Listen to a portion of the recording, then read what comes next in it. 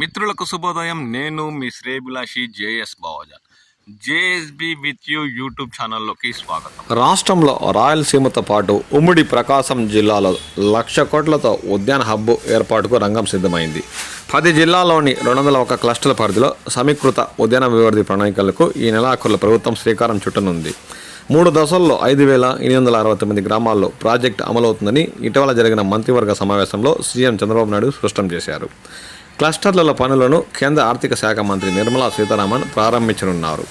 ఉద్యాన హబ్ను 3 దశల్లో అభివృద్ధి చేయనున్నారు. ఫేజ్ 1లో భాగంగా సాగునీరు, రవాణా, ఇతర మౌలిక వసతులు కలిగిన క్లస్టర్లకు ప్రాధాన్యమిస్తున్నారు.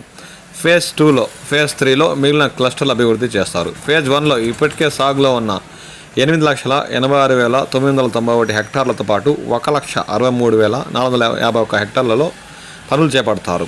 ఫేజ్ 2లో 2,28,171 హెక్టార్లు, ఫేజ్ 3లో 2,10,547 హెక్టార్లను ఉద్యాన హబ్ కింద అభివృద్ధి చేయడంతో పాటు మౌలిక వసతులు కల్పిస్తారు.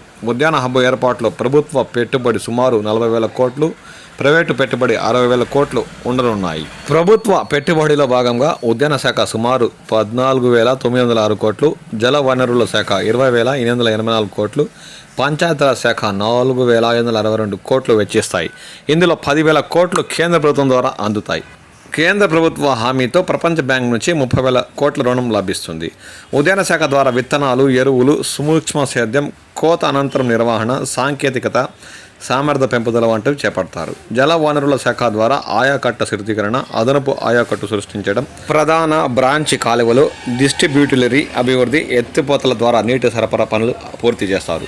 పంచాయతీరాజ్ శాఖ ఆధ్వర్యంలో పొలాలు, మార్కెట్కు అనుసంధాన రహదారులు నిర్మిస్తారు. 60,000 కోట్ల ప్రైవేట్ పెట్టుబడిలో భాగంగా ఆహార శుద్ధి రంగంలో పరిశ్రమల ఏర్పాటు, మౌలిక వసతుల ప్రాజెక్టు చేయిస్తారు. ఒక్క క్లస్టర్ పరిధిలో 5 నుంచి 10,000 హెక్టార్ల ఉద్యాన పంటలు సాగు చేస్తారు. అందులో మామిడి, బత్తాయి, నిమ్మ, దానిమ్మ, జామ, అరటి, బొప్పాయి, యాపిల్, ఆవుకోడ, అంజూర, మిరియాలు తదితర పంటల సాగును ప్రోత్సహిస్తారు.